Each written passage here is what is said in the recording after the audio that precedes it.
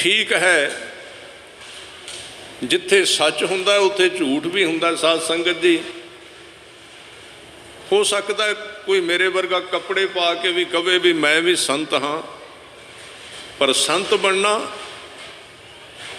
सियाणे कहंदे ते गुरबाणी का भी फैसला है। जिवें बंदा एक बारी जिहदी मौत हो जाए, वो मौत दे विचों लंघदा है, मुर्दा हो जाता है। साधु बनना होवे ते एक बारी जिउंदे मौत दे विचों लंघना पैंदा। जिउंदे मौत विचों भाई गुरदास जी कहंदे ने, मुर्दा होए मुरीद ना गली होवना। मुरीद का मतलब हुंदा सिख, मुरीद का मतलब है चेला सेवक। किवें बनदा है? मुर्दा होए मुरीद, मुर्दा हो गया। मुर्दे दे विच की, मुर्दे विच गुण की है? वैसे नहीं भी मुर्दा हो गया। जे तुसी मुर्दे की फिजिकली जांच करो तो फिर तो उहदे चों बदबू भी आएगी ना। ये एक अंगी उदाहरण है। मुर्दे विच गुण किहड़ा है? मुर्दे नूं धुप्पे रख दिओ तो कहंदा धुप्प की कोई परवाह नहीं, ना उन्होंने धुप्प लगदी। उन्होंने कक्कर विच रख दिओ, पाले विच रख दिओ, तां भी उन्होंने पाला भी नहीं लगता। वो तुहाडे तो कदी रोटी नहीं मंगदा, ना उन्होंने भुख लगती है, ना प्यास लगती है, ना उन्होंने गर्मी, ना सर्दी, ना ठंड। तो कई बारी साध संगत जी उन्होंने कोई दो गालां भी कढ़ जाए तो तां भी उन्होंने कोई असर नहीं है। ये उदाहरण है सिर्फ ਜਿਹੜੇ गुरु घर दे विच भावें उदासी मत है, भावें निर्मला मत है, ये गुरु साहब ने आप ही खेड चोज बनाए सन। उदासी मत बाबा श्री चंद जी तो चलिया है। हुण अजकल तो बड़े तुसीं वेंदे ही हो भी वाद विवाद भी चलते हैं, पर असी निरपक्ष हो के ना किसी पक्ष विच ना जाइए भी इस बंदे ने भगवें कपड़े पाए ने उन्होंने घूर के वेखना है, जां फलाणे ने गुठ वाली पग बन्नी है तो मिशनरी होना है जी। की पता उहदे विच गुरु की किहड़ी किरपा हो। ये भी जरूरी ध्यान दिओ। ये मेरे नाल होया, मैं तुहानूं थोड़ा जिहा सुना देना। कल्ले कपड़े वेख के ना नफरत करो तो ना प्यार करो। उंज ते हर एक दे विच ही परमेश्वर का रूप है, पर कदी बाहरों वेख के ना सोचो। कई बारी बाहरों आदमी बड़ा खरवा लगेगा, उहदे अंदर बड़ा प्यार होगा। ये भी एक फिरका है, साधुओं का भी एक फिरका है। गुरु अर्जन देव पातशाह जी ने एक शब्द भी लिखिया गुरु ग्रंथ साहिब दे विच, मुख की बात सगल स्यों करता, जी संग प्रभ अपना तरता। कई बारी मूँह बोली भी जाता, वेखण वाले कहते कित्थों दा साध है, पर उन्हें अपना अंदर रब दे प्रेम विच जोड़िया हुआ। आ एक सिख होया है गुरु तेग बहादुर साहब जी का। जदों महाराज इधर आसाम साइड ते बंगलादेश इधर गए ने 9वें पातशाह, उत्थे एक सिख सी। संगत जुड़दी है, दीवान लगदा है, ते साध संगत जी उन्हां सिखां ने उत्थों दी संगत ने महाराज दे चरनां विच एक बेनती की, एक शिकायत की। शिकायत की सी भी वो जिहड़ा मोतबर सिख सी उन्होंने महाराज प्यार बड़ा करते सी। इकट्ठे होके आए, कहते महाराज जिहड़ा तुसीं जथेदार बनाया ना आगू, उहदे बारे तुहाडे नाल थोड़ी जी बेनती करनी है भी बहुता ना इस बंदे नूं नेड़े लाओ, ये इन्ना वधिया नहीं। महाराज कहते भी की गल कहते जदों गल करदा है विच गाल भी कढ़ लैंदा, कई बारी विच गाल कढ़ जांदा। महाराज कहते अच्छा ठीक है, इसलिए इन्हूं थोड़ा जिहा पिछे रखो। फिर थोड़े दिन लगे, पर गुरु साहब का उहदे प्रति प्यार घटिया नहीं। महाराज ने सगों उहनूं दूरों आवाज़ मार के कहना भी आ मेरे कोल बहो। हुण गल बड़ी औखी हो गई। सिखां ने फिर बेनती की, महाराज तुहानूं सारा दस्सिया है, ये बंदा कई बारी गलत भी बोलता है। हुण इत्थे एक बेनती करां, ਇਹਦਾ मतलब ये ना कढ़ना भी गुरु साहब गालां कढ़न की इजाजत दे रहे हैं, क्योंकि हर एक चीज़ विचों असीं अपना अर्थ कढ़ने। कोई भी चीज़ जिहड़ा काम असीं करने ना ਉਹਦਾ अर्थ कढ़ लैंदे आ। वो असीं काम करना हुंदा भावें किहड़े तरीके नाल। तुसीं सुणिया ना भी लंगर चलदा सी ते हुण पंडित जी गंढे नहीं सन खांदे, प्याज ਤੇ ਵਰਤਾਉਣ ਵਾਲਾ ਪਿਆਜ਼ ਵਰਤਾ ਰਿਹਾ ਸੀ। ਤੇ ਉਹ ਲੰਘਦਿਆਂ ਪਤਾ ਤਾਂ ਉਹਨੂੰ ਹੈ ਸੀ ਵੀ ਪੰਡਤ ਜੀ ਪਿਆਜ਼ ਨਹੀਂ ਖਾਂਦੇ। ਚਲੋ ਫਿਰ ਵੀ ਉਹਨੇ ਸੁਲਾਹ ਮਾਰੀ ਵੀ ਹੁਣ ਮੈਂ ਵਰਤਾਵਾਂ। ਕਹਿੰਦੇ ਪੰਡਤ ਜੀ ਪਿਆਜ਼, ਉਹ ਕਹਿੰਦਾ ਜੀ ਹਰੇ ਹਰੇ। ਹਰੇ ਹਰੇ ਦਾ ਮਤਲਬ ਹੁਣ ਰੱਬ ਦਾ ਨਾਮ ਵੀ ਹਰੇ ਹਰੇ ਕਹਿਣਾ। ਹਰ ਸ਼ਬਦ ਬੜੀ ਵਾਰੀ ਆਇਆ ਗੁਰਬਾਣੀ ਦੇ ਵਿੱਚ। ਹਰ ਦਾ ਮਤਲਬ ਹੈ ਖੋਹਣ ਵਾਲਾ। ਜੇ ਗਹਿਰਾਈ ਵਿੱਚ ਜਾਓ ਤੇ ਹਰ ਦੇ ਅਰਥ ਨੇ ਚੋਰੀ ਕਰਨ ਵਾਲਾ। ਪਰਮੇਸ਼ਰ ਨੂੰ ਹਰ ਤਾਂ ਕਿਹਾ ਹੈ, ਅਕਾਲ ਪੁਰਖ ਨੂੰ ਹਰ ਤਾਂ ਕਿਹਾ ਹੈ ਕਿ ਰੱਬ ਜਿਹਦੇ ਤੇ ਕਿਰਪਾ ਕਰਦਾ ਹੈ, ਜਿਵੇਂ ਚੋਰ ਸੁੱਤੇ ਨੂੰ ਵੇਖ ਕੇ ਨਾ ਚੋਰੀ ਕਰ ਜਾਂਦਾ ਵੀ ਜਦੋਂ ਕੋਈ ਸੁੱਤਾ ਹੋਵੇ, ਜਾਗਦੇ ਦੀ ਨਹੀਂ ਕਰਦਾ, ਸੁੱਤੇ ਦੀ ਚੋਰੀ ਕਰਦਾ ਹੈ। ਇਸ ਤਰ੍ਹਾਂ ਜਿਸ ਦਿਨ ਰੱਬ ਜਿਹਦੇ ਤੇ ਖੁਸ਼ ਹੁੰਦਾ ਉਸ ਬੰਦੇ ਨੂੰ ਪਤਾ ਹੀ ਨਹੀਂ ਲੱਗਣ ਦਿੰਦਾ ਕਦੋਂ ਦਾ ਦੁੱਖ ਹਟਾ ਦਿੰਦਾ ਹੈ। ਚੋਰੀ ਯਾਨੀ ਕਿ ਉਹਨੂੰ ਪਤਾ ਨਹੀਂ ਲੱਗਣ ਦਿੰਦਾ। ਉਹ ਪੰਡਤ ਜੀ ਕਹਿੰਦੇ ਹਰੇ ਹਰੇ। ਤੇ ਵਰਤਾਉਣ ਵਾਲੇ ਨੇ ਸੋਚਿਆ ਵੀ ਪੰਡਤ ਜੀ ਰੱਬ ਦਾ ਨਾਂ ਲੈ ਰਹੇ ਨੇ ਹਰੇ ਹਰੇ, ਪਿਆਜ਼ ਲੈ ਕੇ ਜਾ ਰਹੇ ਸੀ ਤੇ ਪਿਆਜ਼ ਹਰੇ ਸਨ, ਯਾਨੀ ਕਿ ਰੰਗ ਥੋੜ੍ਹਾ ਜਿਹਾ ਕੱਚੇ ਸਨ। ਉਹ ਜਦੋਂ ਅੱਗੇ ਲੰਘ ਗਿਆ ਨਾ ਤੇ ਪੰਡਤ ਜੀ ਨੇ ਉਹਦੀ ਲੱਤ ਫੜ ਲਈ। ਲੱਤ ਫੜ ਕੇ ਕਹਿੰਦੇ ਇੱਧਰ ਆ। ਕਹਿੰਦੇ ਜੀ ਦੱਸੋ। ਕਹਿੰਦੇ ਤੂੰ ਮੇਰੀ ਭਾਸ਼ਾ ਨਹੀਂ ਸਮਝਿਆ। ਕਹਿੰਦੇ ਸਮਝਿਆ, ਤੁਸੀਂ ਤੇ 8 ਪੈਰ ਨਾਮ ਜਪਦੇ ਹੋ ਹਰੇ ਹਰੇ। ਉਹ ਕਹਿੰਦੇ ਕਮਲਿਆ 24 ਘੰਟੇ ਹੁਣ ਰੱਬ ਨੂੰ ਥੋੜ੍ਹੀ ਆਵਾਜ਼ਾਂ ਮਾਰਨੀਆਂ, ਕੀ ਕਰਨਾ? ਕਹਿੰਦੇ ਮੈਂ ਹਰੇ ਹਰੇ ਰੱਬ ਨੂੰ ਨਹੀਂ ਕਿਹਾ, ਮੈਂ ਕਿਹਾ ਜੇ ਹਰੇ ਹਰੇ ਗੰਢੇ ਹਨ ਤੇ ਉਹ ਪਾ ਦੇ ਵਿੱਚ, ਉਹ ਖਾ ਲਾਂਗਾ, ਦੂਜੇ ਨਹੀਂ ਖਾਂਦਾ ਪੱਕੇ।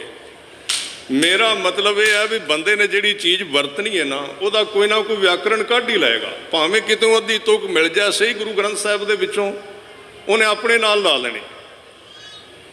ਮੈਂ ਜਿਹੜੀ ਬੇਨਤੀ ਕਰ ਰਿਹਾ ਸੀ ਵੀ ਮਹਾਰਾਜ ਨੇ ਉਹ ਸਿੱਖ ਨੂੰ ਫਿਰ ਵੀ ਪਿਆਰ ਕੀਤਾ ਤੇ ਫਿਰ ਸਿੱਖਾਂ ਨੇ ਇਤਰਾਜ਼ ਕੀਤਾ ਹੈ ਕਿ ਮਹਾਰਾਜ ਇਹ ਬੰਦਾ ਗਲਤ ਬੋਲਦਾ ਹੈ ਤੇ ਤੁਸੀਂ ਫਿਰ ਵੀ ਇਹਦਾ ਸਤਿਕਾਰ ਕਰਦੇ ਹੋ, ਇਹਨੂੰ ਫਿਰ ਵੀ ਨੇੜੇ ਰੱਖਦੇ ਹੋ।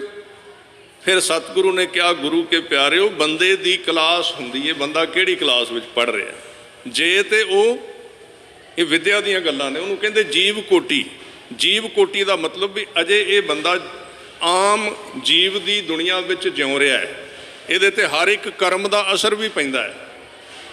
ਜਿਹੜਾ ਕੰਮ ਕਰਦਾ ਉਹਦਾ ਅਸਰ ਪਏਗਾ, ਪਰ ਜਿੱਥੇ ਇਹ ਗੁਰੂ ਕਾ ਸਿੱਖ ਆ ਗਿਆ ਹੈ, ਇਹਦਾ ਬਾਹਰ ਤੇ ਅੰਦਰ ਵੱਖਰਾ ਹੋ ਗਿਆ ਹੈ। ਬਾਹਰ ਤੇ ਅੰਦਰ ਵੱਖਰਾ ਹੋ ਗਿਆ ਹੈ। ਮੈਂ ਬੇਨਤੀ ਕਰਾਂ, ਮਨਮੁਖ ਦਾ ਵੀ ਅੰਦਰ ਤੇ ਬਾਹਰ ਵੱਖਰਾ ਹੈ। ਬਾਬਾ ਫਰੀਦ ਸਾਹਿਬ ਕਹਿੰਦੇ ਨੇ ਜਿਨ ਮਨ ਹੋਰ ਮੁਖ ਹੋਰ ਸੇ ਕਾਂਡੇ ਕੱਚਿਆ। ਤੇ ਸਾਧ ਸੰਗਤ ਜੀ, ਜੇ ਤੁਸੀਂ ਗਹਿਰਾਈ ਵਿੱਚ ਜਾਓ ਤੇ ਜਿੱਦਣ ਕਿਸੇ ਗੁਰਮੁਖ ਤੇ ਕਿਰਪਾ ਹੁੰਦੀ ਏ, ਉਹਦਾ ਵੀ ਬਾਹਰਲਾ ਕਰਮ ਵੱਖਰਾ ਹੋ ਜਾਂਦਾ ਤੇ ਅੰਦਰਲਾ ਸੁਭਾਅ ਵੱਖਰਾ ਹੋ ਜਾਂਦਾ। ਕਈ ਵਾਰੀ ਬਾਹਰੋਂ ਨਹੀਂ ਲੱਗੇਗਾ। ਇਹ ਮੈਂ ਗੱਲਾਂ ਥੋੜ੍ਹਾ ਜਿਹਾ ਪ੍ਰਤੀਬੰਧ ਦੇ ਵਿੱਚ ਕਰਾਂਗਾ, ਕਿਉਂਕਿ ਇਹਦਾ ਫਾਇਦਾ ਉਠਾ ਕੇ ਵੀ ਉਹਦਾ ਬਾਹਰ ਜੋ ਮਰਜ਼ੀ ਕਰੇ। ਆ ਪਿੱਛੇ ਜੀ ਹੋਇਆ ਤੁਹਾਡੇ ਸਾਹਮਣੇ ਜੋ ਮਰਜ਼ੀ ਕਰਨ ਵਾਲੇ ਨਾਲ, ਉਹ ਵੀ ਇੱਕ ਕਹਿੰਦਾ ਸੀ ਵੀ ਪਿੱਛੇ ਵੀ ਤੇ ਕ੍ਰਿਸ਼ਨ ਜੀ ਆ ਕਰਦੇ ਹੀ ਸਨ ਜੀ, ਮੈਨੂੰ ਕੀ ਹੋਣ ਲੱਗਾ ਆ, ਤੇ ਹੁਣ ਬਾਂਸਰੀ ਵਜਾਓ, ਫਿਰ ਹੋਰ ਕੀ ਹੋ ਸਕਦਾ। ਉਹ ਬੰਦਾ ਓਟ ਲੈ ਲੈਂਦਾ ਹੈ। ਵੇਖੋ ਉਹ ਇੱਕ ਅਵਸਥਾ ਹੈ। ਤੁਸੀਂ ਸੁਖਮਣੀ ਸਾਹਿਬ ਪੜ੍ਹੋ, ਮਹਾਰਾਜ ਕਹਿੰਦੇ ਨੇ ਕਰਮ ਕਰਤ ਹੋਵੈ ਨੇ ਕਰਮ ਤਿਸ ਬੈਸਨੋ ਕਾ ਨਿਰਮਲ ਧਰਮ। ਇਹ ਸਾਨੂੰ ਜ਼ਰੂਰੀ ਹੈ ਵੀ ਬਾਣੀ ਪੜ੍ਹਨੀ ਤੇ ਸੰਥਿਆ ਲੈਣੀ ਨਾਲ। ਜਿਵੇਂ ਸਾਡੇ ਡੇਰੇ ਨੇ, ਸਾਡੇ ਗੁਰਦੁਆਰਾ ਸਾਹਿਬ ਨੇ, ਪੁਰਾਤਨ ਸਿੱਖੀ ਪਿੰਡਾਂ ਦੇ ਵਿੱਚੋਂ ਜਨਮਦੀ ਸੀ। ਉਹ ਡੇਰੇ ਕੀ ਕਰਦੇ ਸਨ, ਉੱਥੇ ਸੰਥਿਆ ਹੁੰਦੀ ਸੀ, ਉੱਥੇ ਵਿਦਵਾਨ ਪੈਦਾ ਹੁੰਦੇ ਸੀ। ਤਾਂ ਇਹ ਇੱਕ ਅਵਸਥਾ ਹੈ ਕਿ ਤਿਸ ਬੈਸਨੂ ਕਾ ਨਿਰਮਲ ਧਰਮ ਕਾਹੂ ਫਲ ਕੀ ਇੱਛਾ ਨਹੀਂ ਬਾਂਛੈ। ਉਹ ਵੇਖੋ ਹੁਣ ਬੜਾ ਔਖਾ ਹੈ।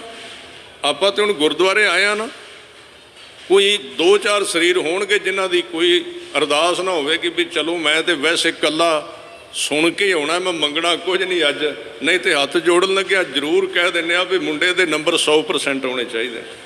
ਉਹ ਮੰਗ ਹੈ, ਇੱਛਾ ਹੈ, ਮਾੜੀ ਨਹੀਂ ਗੱਲ। ਲੋੜ ਪਵੇ ਤਾਂ ਸਤਿਗੁਰੂ ਤੋਂ ਮੰਗਣਾ ਜ਼ਰੂਰੀ ਹੈ। ਪਰ ਮੈਂ ਗੱਲ ਅੱਜ ਕਰ ਰਿਹਾ ਕਿਉਂਕਿ ਤੁਸੀਂ ਇੱਕ ਉਸ ਸਰੀਰ ਦੀ ਯਾਦ ਵਿੱਚ ਬੈਠੇ ਹੋ ਜਿਹੜਾ ਪਰਉਪਕਾਰੀ ਸੀ, ਪਰਉਪਕਾਰ ਕਰਨ ਵਾਲਾ ਸੀ। ਉਹਨਾਂ ਦਾ ਸੁਭਾਅ ਹੀ ਇਹ ਹੁੰਦਾ ਹੈ, ਉਹ ਕਰਦੇ ਹੀ ਪਰਉਪਕਾਰ ਨੇ। ਤਾਂ ਗੁਰੂ ਤੇਗ ਬਹਾਦਰ ਸਾਹਿਬ ਕਹਿੰਦੇ, ਗੁਰੂ ਕੇ ਪਿਆਰਿਓ, ਇਹ ਜਿਹੜਾ ਸਿੱਖ ਹੈ ਨਾ, ਇਹ ਬਾਹਰੋਂ ਗਲਤ ਕੌੜਾ ਬੋਲਦਾ, ਤੁਹਾਨੂੰ ਲੱਗਦਾ ਹੈ ਇਹ ਕੌੜਾ ਨਹੀਂ ਬੋਲਦਾ, ਇਹਦੇ ਕੌੜੇ ਬਚਨਾਂ ਦੇ ਵਿੱਚ ਵੀ ਪਿਆਰ ਹੈ। ਆ ਤੁਸੀਂ ਸੁਣਿਆ ਹੋਣਾ, ਛੇਵੇਂ ਪਾਤਸ਼ਾਹ ਦਾ ਇੱਕ ਬਹੁਤ ਪਿਆਰਾ ਸਿੱਖ, ਮੈਂ ਹੁਣ ਥੋੜ੍ਹਾ ਜਿਹਾ ਸਾਖੀਆਂ ਦਾ ਸਹਾਰਾ ਲੈ ਲਾ, ਥੱਕੇ ਤੁਸੀਂ ਬਹੁਤ, ਮੈਨੂੰ ਪਤਾ ਹੈ ਬੰਦੇ ਦੇ ਕੰਨ ਦੀ ਕੋਈ ਨਾ ਕੋਈ ਕਪੈਸਿਟੀ ਹੁੰਦੀ, ਆਖਰ ਕਿੱਥੋਂ ਤੱਕ ਸਹੇਗਾ। ਮੈਂ ਤਾਂ ਹੀ ਭਾਈ ਸਾਹਿਬ ਨੂੰ ਕਿਹਾ ਸੀ ਵੀ 40-40 ਮਿੰਟ ਲਾਈਏ, ਕਿਉਂਕਿ ਮਨੋਵਿਗਿਆਨਕ ਤੌਰ 'ਤੇ 40 ਮਿੰਟ ਤੋਂ ਬਾਅਦ ਬੰਦੇ ਦਾ ਮਨ ਸੁਣਨ ਤੋਂ ਇਨਕਾਰ ਕਰ ਦਿੰਦਾ ਹੈ। ਉਸ ਤੋਂ ਬਾਅਦ ਠੀਕ ਹੈ, ਉਹ ਪਿਆਰ ਵਿੱਚ ਬੈਠਾ ਰਹੇਗਾ, ਪਰ ਜਦੋਂ ਲੰਬੇ ਪ੍ਰੋਗਰਾਮ ਹੁੰਦੇ ਨੇ ਉਦੋਂ ਜਿੰਨਾ ਸਮਾਂ ਸੀਮਤ ਹੋਵੇ ਉਨਾ ਇੰਟਰਸਟ ਜ਼ਿਆਦਾ ਬਣਦਾ। ਜਦੋਂ ਤੁਸੀਂ ਲੰਬਾ ਖਲਾਰਾ ਪਾ ਦਿੰਦੇ ਹੋ, ਫਿਰ ਹੁਣ ਉਹਨਾਂ ਦਾ ਦੋਸ਼ ਕੀ, ਵਿਚਾਰਿਆਂ ਦਾ ਸਵੇਰੇ 10 ਵਜੇ ਤੇ ਬੈਠੇ ਨੇ, ਉਹ ਕਹਿੰਦੇ ਵੀ ਇਹ ਤਾਂ ਜਿਹੜਾ ਆਇਆ ਘੰਟਾ ਲਾ ਕੇ ਤੇ ਫਿਰ ਜਾ ਕੇ ਪ੍ਰਸ਼ਾਦਾ ਛਕ ਕੇ ਤੇ ਗੱਡੀ ਵਿੱਚ ਬਹਿ ਜਾਣਗੇ। ਸਾਡਾ ਵੀ ਤਾਂ ਕੋਈ ਨਾ ਕੋਈ ਸਰੀਰ ਹੈ ਨਾ, ਇਸ ਲਈ ਧਿਆਨ ਦਿਓ। ਅੱਜ ਆਪਾਂ ਬਾਬੇ ਸੰਤੋਖ ਸਿੰਘ ਦੀ ਸ਼ਖਸੀਅਤ, ਮੈਂ ਸਿੰਘ ਸ਼ਬਦ ਕਹਿ ਦਿੱਤਾ, ਸਿੰਘ ਹੀ ਨੇ ਉਹ ਗੱਲ ਸਿਰਫ ਇੰਨੀ ਕੁ ਹੈ ਵੀ ਗੁਰੂ ਸਾਹਿਬ ਨੇ ਦਰਵਾਜ਼ੇ ਖੋਲ੍ਹੇ ਸਨ ਸਿੱਖੀ ਵਿੱਚ ਸ਼ਾਮਲ ਹੋਣ ਲਈ, ਕਿ ਜਿਹੜਾ ਕੋਈ ਇਸ ਤਰ੍ਹਾਂ ਦਾ ਨਾ ਜਿਹਨੇ ਕੇਸ ਨਹੀਂ ਰੱਖੇ, ਉਹਨਾਂ ਨੂੰ ਉਦਾਸੀ ਲੈ ਆਉਣਗੇ ਗੁਰੂ ਗ੍ਰੰਥ ਸਾਹਿਬ ਦੇ ਕੋਲ, ਉਹ ਬਾਹਰ ਨਹੀਂ ਜੇ। ਬੜੇ ਤੁਹਾਨੂੰ ਸ਼ੱਕ ਪਾਉਣ ਵਾਲੇ ਅੱਜ ਕਹਿਣਗੇ ਵੀ ਇਹ ਤੇ ਉਦਾਸੀ ਨੇ ਜੀ, ਇਹਨਾਂ ਦੇ ਕੱਪੜੇ ਵੇਖੋ। ਹਾਂ, ਉਦਾਸੀ ਹੋਵੇ ਬਾਬੇ ਸ੍ਰੀ ਚੰਦ ਵਾਲਾ, ਦੂਜਾ ਨਾ ਹੋਵੇ ਵੀ ਰਤੀ ਲਾ ਕੇ ਤੇ ਜਿੱਥੇ ਬੈਠੇ ਉੱਥੇ ਹੀ ਬੈਠੇ ਰਹੇ, ਉਹ ਵੀ ਹੈ। ਕਿਉਂਕਿ ਸਤਿਗੁਰੂ ਨੂੰ ਹਾਜ਼ਰ ਨਾਜ਼ਰ ਜਾਣ ਕੇ ਬੇਨਤੀ ਕਰੀ ਦੀ ਵੀ ਸ਼ਬਦ ਹੋਈ ਕਢਾਇਆ ਜੇ, ਜਿਹਦੇ ਵਿੱਚ ਕੋਈ ਨਾ ਕਿਸੇ ਦਾ ਵਿਰੋਧ ਹੋਵੇ ਤੇ ਨਾ ਖੁਸ਼ਾਮਦ ਹੋਵੇ। ਉਦਾਸੀ ਹੋਵੇ ਬਾਬੇ ਸ੍ਰੀ ਚੰਦ ਵਾਲਾ, ਜਿਹੜਾ ਬਾਬੇ ਨਾਨਕ ਨੇ ਕਿਹਾ ਸੀ ਵੀ ਆ ਉਦਾਸੀ ਹੋਵੇਗਾ ਜਿਹਦਾ ਸਰੀਰ, ਜਿਹਦੇ ਕੋਲ ਵਿੱਦਿਆ ਵੀ ਹੋਵੇਗੀ। ਤੁਸੀਂ ਪੁਰਾਤਨ ਇਤਿਹਾਸ ਫੋਲ ਕੇ ਵੇਖੋ, ਅਫਗਾਨਿਸਤਾਨ ਵਿੱਚ ਅੱਜ ਵੀ ਜਿੰਨੇ ਗੁਰਦੁਆਰੇ ਨੇ, ਮੈਂ ਗਿਆ ਤੇ ਨਹੀਂ, ਮੈਂ ਹੁਣੇ ਪਿੱਛੇ ਇੰਗਲੈਂਡ ਤੋਂ ਆਇਆ, ਉੱਥੇ ਸਾਰੇ ਅਫਗਾਨੀ ਸਿੱਖ ਨੇ, ਕਾਬਲੀ। ਮੈਂ ਉਹਨਾਂ ਨੂੰ ਪੁੱਛਿਆ, ਮੈਂ ਕਿਹਾ ਵੀ ਉੱਥੇ ਕਿਵੇਂ ਚੱਲਦਾ? ਕਹਿੰਦੇ ਬਾਬਾ ਸ੍ਰੀ ਚੰਦ ਦੇ ਯਾਦ ਵਿੱਚ ਗੁਰਦੁਆਰੇ ਨੇ ਉੱਥੇ। ਹੁਣ ਉਹ ਸਿੱਖ ਕਿੰਨੇ ਬਣਾਏ ਨੇ? ਉਹ ਸਿੱਖ ਉਦਾਸੀ, ਜਿਹੜੇ ਉਦਾਸੀ ਯਾਨੀ ਕਿ ਪਰੰਪਰਾ ਸੀ ਆਪਣੀ, ਉਦਾਸੀ ਮੱਤ ਆਪਾਂ ਕਹਿ ਦਿੰਦੇ ਹਾਂ, ਮੱਤ ਤੇ ਸਿੱਖ ਮੱਤ ਹੈ ਨਾ, ਉਹ ਸਿੱਖ ਮੱਤ ਹੀ ਹੈ। ਉਹਨਾਂ ਨੇ ਉੱਥੇ ਜਾ ਕੇ ਪ੍ਰਚਾਰ ਕੀਤਾ। ਪ੍ਰਚਾਰ ਕਰਨ ਦਾ ਤਰੀਕਾ ਉਹਨਾਂ ਕੋਲ ਠੀਕ ਸੀ, ਕਿਉਂਕਿ ਕੱਪੜੇ ਉਹਨਾਂ ਨੇ ਪਾਏ ਸਾਧੂਆਂ ਵਾਲੇ। ਹੁਣ ਜਦੋਂ ਅਗਲਾ ਸਾਧੂ ਵਹਿੰਦਾ, ਉਹ ਕਹਿੰਦਾ ਵੀ ਇਹ ਸਾਧੂ ਪਤਾ ਨਹੀਂ ਕਿਤੇ ਕਿਹੜੇ ਫਿਰਕੇ ਦਾ। ਗੁਰੂ ਨਾਨਕ ਸਾਹਿਬ ਨੂੰ ਸਾਰੇ ਪੁੱਛਦੇ ਸੀ ਨਾ ਵੀ ਕੌਣ ਫਕੀਰ, ਕਿਸ ਦਾ ਘਰ ਹਾਨਾ, ਇਹਦਾ ਮਤਲਬ ਕੀ ਹੈ? ਪਛਾਣ ਨਹੀਂ ਆਈ ਉਹਨਾਂ ਨੂੰ। ਬਾਬੇ ਨਾਨਕ ਨੇ ਕੱਪੜੇ ਅਰਬ ਵਿੱਚ ਗਏ, ਮੁਸਲਮਾਨਾਂ ਵਾਲੇ ਪਾ ਲਏ। ਅੱਜ ਵੀ ਚੋਲਾ ਸਾਹਿਬ ਬਾਬੇ ਨਾਨਕ ਦਾ, ਉਹਦੇ ਉੱਤੇ ਕੁਰਾਨ ਦੀਆਂ ਆਇਤਾਂ ਲਿਖੀਆਂ ਹੋਈਆਂ ਨੇ ਉਹ ਚੋਲੇ ਸਾਹਿਬ ਦੇ, ਕਿਉਂਕਿ ਉੱਥੇ ਐਂਟਰੀ ਤਾਂ ਹੋਣੀ ਸੀ। ਜੇ ਅਸੀਂ ਹੁਣ ਉਸ ਹਿਸਾਬ ਨਾਲ ਲਈਏ, ਜੇ ਇੱਧਰ ਗਏ, ਹਾਂ ਇਹਦਾ ਇੱਕ ਧਿਆਨ ਰੱਖਣਾ, ਉਹ ਸਿਰਫ ਆਰਜੀ ਤੌਰ ਤੇ ਵੇਸ ਧਾਰਨ ਕੀਤਾ ਜਾਂਦਾ ਹੈ। ਇਹ ਧਿਆਨ ਰੱਖਣਾ, ਆਰਜੀ ਤੌਰ ਤੇ, ਉਹਦੇ ਵਿੱਚ ਉਹਨਾਂ ਦੀ ਆਸਥਾ ਨਹੀਂ ਹੁੰਦੀ। ਇਹ ਗਲਤੀ ਵੀ ਹੋ ਸਕਦੀ ਹੈ। ਜਿਵੇਂ ਮੈਂ ਤੁਹਾਨੂੰ ਬੇਨਤੀ ਕਰਦੇ ਹਾਂ ਵੀ ਇੱਧਰ ਭਾਰਤ ਦੀ ਸਰਕਾਰ ਹੈ, ਭਾਰਤ ਦੀ ਸਰਕਾਰ ਨੇ ਆਪਣਾ ਕੰਮ ਪਾਕਿਸਤਾਨ ਵਿੱਚ ਜਾ ਕੇ ਕਰਨਾ ਹੈ, ਉੱਥੋਂ ਖਬਰ ਇਕੱਠੀ ਕਰਨੀ ਹੈ ਵੀ ਕਿਵੇਂ ਚੱਲਦਾ ਹੈ। ਉਹ ਇਹਨਾਂ ਦਾ ਇੱਕ ਮਹਿਕਮਾ ਹੋਵੇਗਾ, ਜਿਵੇਂ ਰਾਹ ਹੈ, ਏਜੰਸੀ ਹੋਵੇਗੀ, ਉਹ ਏਜੰਸੀ ਦੇ ਬੰਦੇ ਨੌਕਰੀ ਕਰਨਗੇ, ਉਹਨਾਂ ਨੂੰ ਇਹ ਪਾਕਿਸਤਾਨ ਭੇਜਣਗੇ। ਪਾਕਿਸਤਾਨ ਭੇਜਣਗੇ ਕਾਹਦੇ ਵਾਸਤੇ? ਭਾਰਤ ਲਈ ਕੰਮ ਕਰਨ ਵਾਸਤੇ, ਖੁਫੀਆ ਜਾਣਕਾਰੀ ਲੈਣ ਲਈ ਫੌਜ ਦੀ। ਤੇ ਕੱਪੜੇ ਕਿਹੜੇ ਪਾ ਕੇ ਜਾਣਗੇ? ਉਹ ਟਿੱਕਾ ਲਾ ਕੇ ਜਾਣਗੇ। ਜੇ ਟਿੱਕਾ ਲਾ ਕੇ ਜਾਏ ਤੇ ਉਹਨਾਂ ਬਾਰਡਰ ਤੋਂ 1 ਇੰਚ ਅੱਗੇ ਨਹੀਂ ਜਾਣ ਦੇਣਾ ਵੀ ਪੰਡਤ ਜੀ ਆ ਗਏ ਨੇ ਫੜ ਲਓ। ਨਹੀਂ, ਉੱਥੇ ਤੇ ਨਮਾਜ਼ ਵੀ ਸਿੱਖਣੀ ਪਏਗੀ, ਉੱਥੇ ਕੁਰਾਨ ਪੜ੍ਹਨੀ ਵੀ ਆਉਣੀ ਚਾਹੀਦੀ ਹੈ, ਉੱਥੇ ਕੱਪੜੇ ਵੀ ਮੁਸਲਮਾਨਾਂ ਵਾਲੇ। ਕੰਮ ਕਰਨਗੇ ਇਸ ਦੇਸ਼ ਲਈ, ਕੱਪੜੇ ਪਾਉਣਗੇ ਉਹਨਾਂ ਦੇ। ਉਦਾਸੀ ਇਹ ਬਣਾਏ ਸਨ, ਕੰਮ ਕਰਨਗੇ ਗੁਰੂ ਗ੍ਰੰਥ ਸਾਹਿਬ ਲਈ, ਕੱਪੜੇ ਪਾਉਣਗੇ ਦੂਜਿਆਂ ਵਾਲੇ। ਪਰ ਜੇ ਕੰਮ ਭੁੱਲ ਗਿਆ ਫਿਰ ਉਦਾਸੀ ਪ੍ਰਵਾਨ ਨਹੀਂ ਜੇ। ਇਹ ਕਿਤੇ ਕਿਤੇ ਹੁੰਦਾ ਹੈ। ਕਿਤੇ ਕਿਤੇ ਗਲਤੀ ਹੁੰਦੀ ਏ ਕਿ ਬਾਬਾ ਸ੍ਰੀ ਚੰਦ ਜੀ ਨੂੰ ਹਿੰਦੂ ਦੇਵਤਿਆਂ ਦੇ ਨਾਲ ਜੋੜਿਆ ਜਾਂਦਾ ਹੈ ਵੀ ਉਹਨਾਂ ਨਾਲ ਇਹਨਾਂ ਦੀ ਪਰੰਪਰਾ ਚੱਲ ਰਹੀ। ਬਿਲਕੁਲ ਨਹੀਂ। ਬਾਬੇ ਸ੍ਰੀ ਚੰਦ ਦੀ ਪਰੰਪਰਾ ਗੁਰੂ ਨਾਨਕ ਸਾਹਿਬ ਨਾਲ ਜੁੜਦੀ, ਸ਼ਬਦ ਨਾਲ ਜੁੜਦੀ। ਇਹ ਸਾਨੂੰ ਕਲੀਅਰ ਕਰ ਲੈਣਾ ਚਾਹੀਦਾ। ਠੀਕ ਹੈ, ਆਪੋ ਆਪਣੇ ਧਰਮ ਦੇ ਜਿਹੜੇ ਪੈਗੰਬਰ ਨੇ ਉਹਨਾਂ ਨੂੰ ਕੋਈ ਆਪਣੀ ਤਰੀਕੇ ਦੇ ਨਾਲ ਉਹਨਾਂ ਦਾ ਸਤਿਕਾਰ ਕਰਦਾ ਹੈ, ਅਸੀਂ ਉਹਦਾ ਕੋਈ ਵਿਰੋਧ ਨਹੀਂ ਕਰਦੇ। ਉਹਨਾਂ ਵਾਸਤੇ ਉਹਨਾਂ ਦੀ ਗੱਲ ਮੰਨੋ, ਜੋ ਕੁਝ ਜੇ ਉਹਨਾਂ ਦੇ ਵਿੱਚ ਕੁਝ ਹੈ ਗੱਲ। ਇਹ ਉਦਾਸੀ ਕਿਉਂ ਬਣੇ ਨੇ? ਉਦਾਸੀ ਬਣੇ ਸਨ ਕੰਮ ਕਰਨਗੇ ਗੁਰੂ ਵਾਸਤੇ, ਗੱਲ ਗੁਰੂ ਦੀ ਕਰਨਗੇ, ਵਸਤਰ ਦੂਜੇ ਪਾਉਣਗੇ। ਆ ਤੁਹਾਡਾ ਇਲਾਕੇ ਦਾ ਹੀ, ਤੁਹਾਡਾ ਤੇ ਨਗਰ ਹੀ ਬੜਾ ਇਤਿਹਾਸਕ ਹੈ। ਭਾਈ ਜਨਰਲ ਸ਼ਵੇਗ ਸਿੰਘ ਤੇ ਭਾਈ ਸੁੱਖਾ ਸਿੰਘ ਇੱਥੋਂ ਦੇ ਹੋਏ ਨੇ। ਜਨਰਲ ਸ਼ਵੇਗ ਸਿੰਘ ਇਸ ਦੇਸ਼ ਵਾਸਤੇ ਕਿੰਨੇ ਸਾਲ ਬੰਗਲਾਦੇਸ਼ ਵਿੱਚ ਸ਼ਾਹ ਬੇਗ ਦੇ ਨਾਂ ਥੱਲੇ ਕੰਮ ਕਰਦੇ ਰਹੇ। ਇੱਕ ਮੁਸਲਮਾਨ ਨੌਜਵਾਨ ਦਾ ਭੇਸ ਬਣਾ ਕੇ ਬੰਗਲਾਦੇਸ਼ ਨੂੰ ਆਜ਼ਾਦ ਜਨਰਲ ਸ਼ਵੇਗ ਸਿੰਘ ਨੇ ਕਰਾਇਆ ਸੀ, ਜਿਹੜੇ ਦਰਬਾਰ ਸਾਹਿਬ ਵਿੱਚ 1984 ਵਿੱਚ ਲਗਾਤਾਰ ਮੁਕਾਬਲਾ ਕੀਤਾ ਉਹਨਾਂ ਨੇ ਇੱਕ ਹਫ਼ਤਾ ਭਾਰਤੀ ਫੌਜ ਦਾ। ਬੰਗਲਾ ਸਾਹਿਬ ਨੂੰ ਆਜ਼ਾਦ ਬੰਗਲਾਦੇਸ਼, ਵਾਹਿਗੁਰੂ ਬੰਗਲਾ ਸਾਹਿਬ ਕਹਿਣਾ, ਬੰਗਲਾਦੇਸ਼ ਨੂੰ ਜਦੋਂ ਆਜ਼ਾਦ ਕਰਾਇਆ ਸੀ, ਪਾਕਿਸਤਾਨ ਦੇ ਹੱਥਾਂ ਵਿੱਚੋਂ ਕੱਢਿਆ ਸੀ ਤੇ ਏਡੀ ਵੱਡੀ ਆਰਮੀ ਨੂੰ ਸਰੈਂਡਰ ਕਰਾਇਆ ਸੀ, ਉਹ ਕਰਾਉਣ ਵਾਲੇ ਜਨਰਲ ਸ਼ਵੇਗ ਸਿੰਘ ਸਨ। ਤੇ ਕਈ ਸਾਲ ਤੱਕ ਮੁਸਲਮਾਨਾਂ ਵਾਲੇ ਕੱਪੜੇ ਪਾ ਕੇ ਸ਼ਾਹ ਬੇਗ ਦੇ ਨਾਂ ਥੱਲੇ ਉਹਨਾਂ ਨੇ ਉੱਥੋਂ ਦੇ ਹੀ ਮੁੰਡਿਆਂ ਦੀ, ਨੌਜਵਾਨਾਂ ਦੀ ਇੱਕ ਫੌਜ ਤਿਆਰ ਕੀਤੀ ਸੀ। ਉਹਦਾ ਨਾਂ ਰੱਖਿਆ ਸੀ ਮੁਕਤੀ ਬਾਹਿਨੀ। ਉਹਦੀ ਅਗਵਾਈ ਕਰਦੇ ਰਹੇ। ਕੰਮ ਕਿਹਦੇ ਵਾਸਤੇ ਕਰਦੇ ਸਨ? ਕੰਮ ਭਾਰਤ ਲਈ ਕਰਦੇ ਸਨ। ਇਹ ਵੱਖਰੀ ਗੱਲ ਹੈ ਵੀ ਭਾਰਤ ਨੇ ਉਹਨਾਂ ਨੂੰ ਬਾਅਦ ਵਿੱਚ ਕਿੰਨੇ ਕੁ ਸਰੋਪੇ ਦਿੱਤੇ ਨੇ, ਉਹ ਤੁਸੀਂ ਜਾਣਦੇ ਹੀ ਹੋ ਵੀ ਉਹਨਾਂ ਨੂੰ ਕਰ ਦਿੱਤਾ, ਡਿਸਮਿਸ ਕਰ ਦਿੱਤਾ, ਨੌਕਰੀ ਤੋਂ ਕੱਢ ਦਿੱਤਾ ਵੀ ਸਾਡਾ ਆਰਡਰ ਮੰਨੋ ਜਾਂ ਤੇ। ਇਹ ਗੱਲ ਵੱਖਰੀ ਹੈ। ਮੈਂ ਜਿਹੜੀ ਗੱਲ ਕਰ ਰਿਹਾ ਵੀ ਉਦਾਸੀ ਮਤ ਦਾ ਸੰਤ ਕੀ ਹੈ? ਉਦਾਸੀ ਮਤ ਦਾ ਸੰਤ ਸਿੱਖ ਹੀ ਹੈ। ਉਹਨੂੰ ਮੈਂ ਤਾਂ ਕਹਿੰਦਾ ਸਿੱਖਾਂ 'ਚ ਹੀ ਗਿਣਤੀ ਹੋਣੀ ਚਾਹੀਦੀ ਹੈ। ਉਹਨਾਂ ਨੂੰ ਵੱਖਰੇ ਮੰਨਦੇ ਕਿਉਂ ਵੀ ਉਦਾਸੀ ਮਤ ਹੈ? ਉਹ ਸਿੱਖ ਹੀ ਨੇ। ਵਿਕਾਰਜੀ ਤੌਰ 'ਤੇ ਵਸਤਰ ਪਾਏ, ਪਰ ਉਹ ਵਿਰਕਤ ਹੈ। ਵਿਰਕਤ ਦਾ ਮਤਲਬ ਹੁੰਦਾ ਹੈ ਜਿੰਨੇ, ਯਾਨੀ ਕਿ ਜਿਵੇਂ ਆਪਾਂ ਹੁਣ ਥੋੜ੍ਹੇ ਜਿਹਾ ਗ੍ਰਸਤੀ ਮਾਰਗ ਵਿੱਚ ਤੁਰਨ ਵਾਲੇ ਬੰਦੇ, ਵੀ ਇੱਧਰ ਗ੍ਰਸਤ ਵੀ ਹੈ, ਇੱਧਰ ਘਰ ਵੀ ਹੈ, ਪਰਿਵਾਰ ਵੀ ਹੈ, ਬੱਚੇ ਨੇ, ਰਿਸ਼ਤੇਦਾਰੀਆਂ ਨੇ, ਪਰ ਉਹ ਲੋਕ ਕਿਹੜੇ ਨੇ? ਹੁਣ ਵੈਸੇ ਗੁਰਮਤ ਦੇ ਵਿੱਚ ਸੱਚੇ ਪਾਤਸ਼ਾਹ ਨੇ ਜਿਹੜਾ ਗ੍ਰਸਤ ਬਣਾਇਆ ਹੈ, 10 ਪਾਤਸ਼ਾਹੀਆਂ ਗ੍ਰਸਤੀ ਰਹੀਆਂ ਨੇ, ਆਪ ਗ੍ਰਸਤੀ ਹੋਏ ਨੇ, ਪਰ ਗੁਰੂ ਸਾਹਿਬ ਨੂੰ ਪਤਾ ਸੀ। ਮੈਂ ਪਹਿਲਾਂ ਗੱਲ ਕਰਕੇ ਹਟਿਆ ਵੀ ਅਸੀਂ ਕਿਸੇ ਚੀਜ਼ ਨੂੰ ਸਿੱਧ ਕਰਨ ਲਈ ਆਪਣਾ ਪੱਖ ਵੱਡਾ ਕਰ ਲੈਂਦੇ ਹਾਂ। ਆ ਇੱਕ ਭਾਈ ਗੁਰਦਾਸ ਨੇ ਕਿਰਪਾ ਕੀਤੀ, ਉਹਨਾਂ ਵਿਆਹ ਨਹੀਂ ਕੀਤਾ ਤੇ ਪਿਛਲੇ ਉਦਾਸੀਆਂ ਦਾ ਵੀ ਸਰ ਗਿਆ, ਵੀ ਬਹਿਣ ਜੋਗੇ ਹੋ ਗਏ। ਨਹੀਂ ਤੇ ਇਹਨਾਂ ਆਖਣਾ ਚਲੋ ਪਹਿਲਾਂ ਵਿਆਹ ਕਰਾ ਕੇ ਆਓ ਫਿਰ ਤੁਸੀਂ ਬਣ। ਭਾਈ ਗੁਰਦਾਸ ਜੀ ਨੇ ਨਹੀਂ ਕਰਾਇਆ। ਇੱਕੋ ਹੀ ਬੰਦਾ ਹੈ, ਸਿਰਫ ਇੱਕੋ ਸਰੀਰ ਹੈ। ਗੁਰੂ ਸਾਹਿਬ ਨੇ 10 ਸਾਲ ਦੇ ਵਿੱਚ ਜਿਹੜੀਆਂ ਵੰਨਗੀਆਂ ਤਿਆਰ ਕੀਤੀਆਂ ਨੇ ਉਹ ਕਮਾਲ ਦੀਆਂ ਨੇ। ਕੋਈ ਪੱਖ ਨਹੀਂ ਛੱਡਿਆ ਬਈ ਕੱਲ ਨੂੰ। ਤੇ ਉਹੀ ਭਾਈ ਗੁਰਦਾਸ ਆਪਣੀਆਂ ਵਾਰਾਂ ਵਿੱਚ ਕਹਿੰਦੇ ਨੇ ਗ੍ਰਸਤ ਬੜਾ ਵੱਡਾ ਹੈ, ਗ੍ਰਸਤ ਬਹੁਤ ਵੱਡਾ ਹੈ, ਸਕਲ ਧਰਮ ਮੈਂ ਗ੍ਰਸਤ ਪ੍ਰਧਾਨ ਹੈ। ਆਪ ਗ੍ਰਸਤੀ ਨਹੀਂ। ਜੇ ਉਹਨਾਂ ਨੂੰ ਪੁੱਛੋ, ਜੇ ਕੋਈ ਬੰਦਾ ਜਾ ਕੇ ਪੁੱਛ ਲੈਂਦਾ ਵੀ ਭਾਈ ਸਾਹਿਬ ਜੀ ਤੁਸੀਂ ਸਾਨੂੰ ਕਹਿੰਦੇ ਹੋ ਗ੍ਰਸਤ ਬੜਾ ਵੱਡਾ ਹੈ ਤੇ ਤੁਸੀਂ ਆਨੰਦ ਕਾਰਜ ਤੇ ਕਰਾਇਆ ਹੀ ਨਹੀਂ, ਉਹ ਜਵਾਬ ਜਿਹੜਾ ਦੇਣਗੇ ਉਹ ਮੈਂ ਤੁਹਾਨੂੰ ਦੇ ਦੇਣਾ। ਉਹਨਾਂ ਕਹਿਣਾ ਵੀ ਕਾਕਾ ਪੁੱਛਣ ਵਾਲਿਆ, ਜੇ ਮੈਂ ਗ੍ਰਸਤੀ ਹੁੰਦਾ ਨਾ ਤੇ ਤੇਰੇ ਹੱਥ ਵਿੱਚ ਆ ਭਾਈ ਗੁਰਦਾਸ ਦੀਆਂ ਵਾਰਾਂ ਵਾਲਾ ਗ੍ਰੰਥ ਨਹੀਂ ਸੀ ਹੋਣਾ, ਫਿਰ ਮੈਂ ਨਿਆਣਿਆਂ ਦੇ ਕੱਪੜੇ ਖਰੀਦਣ ਤੇ ਰਹਿਣਾ ਸੀ, ਮੈਨੂੰ ਟਾਈਮ ਨਹੀਂ ਸੀ ਲੱਗਣਾ ਇੰਨਾ ਕੰਮ ਕਰਨ।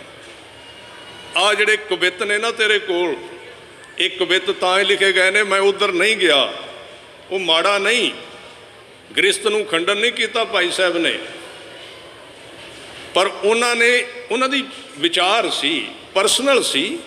ਕੋਈ ਜ਼ਰੂਰੀ ਵੀ ਨਹੀਂ ਹੈ ਕਿ ਇੱਕ ਲਿਖਾਰੀ, ਇੱਕ ਜਿਹੜਾ ਯਾਨੀ ਕਿ ਵਿਦਵਾਨ ਹੈ ਉਹ ਜ਼ਰੂਰ ਤਿਆਗੀ ਹੀ ਹੋਵੇ, ਪਰ ਉਹਨਾਂ ਦਾ ਨਿੱਜੀ ਪਰਸਨਲ ਵਿਚਾਰ ਹੈ, ਉਹ ਉਹਨਾਂ ਦਾ ਅਧਿਕਾਰ ਹੈ, ਉਹ ਕਰ ਸਕਦੇ। ਉਹਨਾਂ ਨੇ ਕੀਤਾ। ਤੇ ਗ੍ਰਸਤ ਪ੍ਰਧਾਨ ਕਿਹਾ। ਪ੍ਰਧਾਨ ਕਿਉਂ ਕਿਹਾ? मैं ਇਹਦੇ ਤੇ 5 ਮਿੰਟ ਬੇਨਤੀ ਕਰਦਿਆਂ ਵੀ ਗ੍ਰਸਤ ਨੂੰ ਵੱਡਾ ਕਿਉਂ ਕਿਹਾ ਹੈ। ਗ੍ਰਸਤ ਨੂੰ ਵੱਡਾ ਅਸੀਂ ਆਮ ਤੌਰ ਤੇ ਸੋਚਦੇ ਹਾਂ ਵੀ ਗ੍ਰਸਤ ਨੂੰ ਵੱਡਾ ਤਾਂ ਕਿਹਾ ਹੈ ਕਿ ਇਹਦੇ ਵਿੱਚ ਗੁਰੂ ਸਾਹਿਬ ਦਾ ਹੁਕਮ ਹੈ ਜੀ, ਜ਼ਰੂਰ ਚਾਹੀਦਾ ਹੈ। ਨਹੀਂ, ਤਿਆਗੀ ਬਣਨ ਵਾਸਤੇ ਪਹਿਲਾਂ ਗ੍ਰਸਤੀ ਬਣਨਾ ਪੈਂਦਾ ਹੈ। ਗ੍ਰਸਤ ਪ੍ਰਧਾਨ ਤਾਂ ਹੈ ਕਿਉਂਕਿ ਗ੍ਰਸਤ ਦੇ ਵਿੱਚ ਹੀ ਉਹ ਟੈਸਟ ਹੁੰਦੇ ਨੇ ਜਿਹੜੇ ਟੈਸਟ ਪਾਸ ਕਰਕੇ ਬੰਦਾ ਤਿਆਗੀ ਬਣਦਾ। ਸਾਰੇ ਟੈਸਟ ਗ੍ਰਸਤ ਵਿੱਚ ਹੀ ਹੋਣੇ ਨੇ।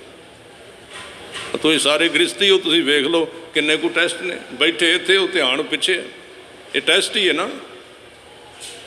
ਕਿੰਨੇ ਟੈਸਟ ਨੇ।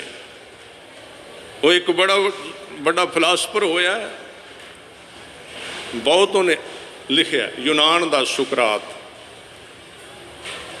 ਤੇ ਉਹ ਗ੍ਰਸਤੀ ਸੀ। ਸਾਧ ਸੰਗਤ ਜੀ, ਹੁਣ ਮੈਂ ਆਪ ਜੀ ਨੂੰ ਬੇਨਤੀ ਕਰਦਿਆ ਵੀ ਕਿਹੜੇ ਟੈਸਟ ਹੁੰਦੇ ਨੇ ਗ੍ਰਸਤੀ ਦੇ, ਗ੍ਰਸਤ ਵੱਡਾ ਕਿਉਂ ਹੈ।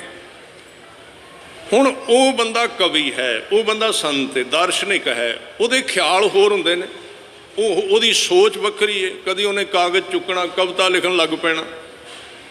ਕਦੀ ਉਹਨੇ ਰਾਤ ਨੂੰ ਚੰਦਰਮਾ ਚੜ੍ਹਿਆ ਹੋਣਾ ਤੇ ਚੰਦਰਮਾ ਨੂੰ ਵੇਖ ਕੇ ਕਹਿਣਾ, ਵੇਖੋ ਕਿਵੇਂ ਦੀ ਚਾਂਦਣੀ ਬਣਾ ਦਿੱਤੀ ਰੱਬ ਨੇ, ਵਾਹ ਵਾਹ। ਸਾਰੀ ਰਾਤ ਚੰਦਰਮਾ ਵੱਲ ਵੇਖੀ ਜਾਣਾ। ਉਹ ਘਰ ਵਾਲੀ ਸੀ ਹੋਰ ਤਰ੍ਹਾਂ ਦੀ। ਉਹਨੇ ਕਹਿਣਾ ਵੀ ਜੇ ਤੂੰ ਚੰਦਰਮਾ ਹੀ ਵੇਖਣਾ ਸੀ ਤੇ ਮੇਰੇ ਨਾਲ ਕਿਉਂ ਤੂੰ ਵਿਆਹ ਕਰਾਇਆ। ਗੱਲ ਵੀ ਠੀਕ ਹੈ ਵੀ ਲੈ ਤੂੰ ਮੈਨੂੰ ਇੱਥੇ ਆਇਆ, ਵੇਖੀ ਚੰਦਰਮਾ ਹੋਣਾ ਹੈ। ਉਹ ਕਹਿੰਦਾ ਕੋਈ ਗੱਲ ਨਹੀਂ, ਸਵੇਰੇ ਸੂਰਜ ਚੜ੍ਹਿਆ ਉਹ ਸੂਰਜ ਵੱਲੋਂ ਵੇਖੀ ਜਾਏ। ਉਸ ਬੰਦੇ ਦਾ ਖਿਆਲ ਹੋ ਰਿਹਾ।